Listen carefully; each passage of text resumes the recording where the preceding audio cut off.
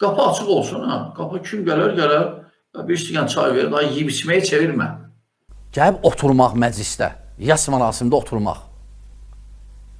O məsələdə alimlər ixtilaf edib. Necə ki, bu Hənefi məzhəbinin və Maliki və Həmbəli məzhəblərindən deyənlər var bunu. Sadəcə icazə verilir uzaqdan gələnlərə. Belə şey var, alimlər deyib. Məsələn, tutaq ki, adam dünyasını dəyişib, rayondan gəlib, məsələn, kimsə və ya şəhərdən kimsə gəlib. Bunlar, harada acından öləcəklər. Əlbəttə, bunlara yemək vermək lazımdır. Dağdan gələn adamlara yemək vermək olar. Şeyh, bir kişi öldü. Ailəsi onun üçün yemək hazırladı və insanları dəvət etdi. Bəs bu ziyafətdə iştirak etməyin hökmü nədir, şeyh? Yəni, onlar bunu onun ölümündən sonra hazırlayıblar. Onun ölümündən sonra hazırlayıblar, bəli. Bu ziyafət haqqında Cərir ibn Abdullah Əl-Bəcəli demişdi. Biz meyit sahibinin evinə toplaşaraq, orada yemək yeməyi fəryad edib ağlamaq hesab edərdik.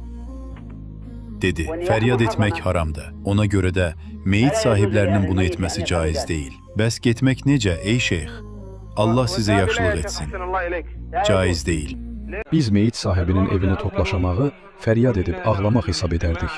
Məzmununda bir rəvayət gəlibmi? Tam mətni necədir və bu rəvayət səhihdirmi? Bəli, bəli. İmam Əhməd, Allah ona rəhmət etsin. Və İbn Macə Cərir İbn Abdullah Əl-Bəcəli, Allah ondan razı olsun, vasitəsilə yaxşı isnadla rəvayət etmişlər. O demişdir, biz ölünün evinə toplaşaraq, orada yemək yeməyi fəryad edib ağlamaq hesab edərdik. Bəzi insanların özlərindən biri öldükdə adət etdikləri kimi, yemək hazırlayıb ziyafət vermələri cahiliyyət əməllərindəndir. Fəryad edib ağlamaq əməllərindəndir və buna görə də caiz deyil. Başsağlığı vermək üçün səfərə çıxmağın hökmü nədir? Xeyr, bu şəriətdə buyurulmamışdır. Əslində, başsağlığı məsələsində də nəzərdən keçirilməli məqamlar var. Çünki insanlar bu məsələdə həddi aşmış, aid olmayan şeylər də daxil etmişlər. Bunlar əziyyətlər, ağır öhdəliklər və xərclərdir. Əməllərin ləngidilməsidir. Ziyafətlərə görə insanlara maddi zərər vurulmasıdır. Bütün bunlara ehtiyac yoxdur. Başsağlığı sadəcə duadır. Müsibətə düçar olmuş qardaşın üçün dua edirsən, ölən üçün dua edirsən.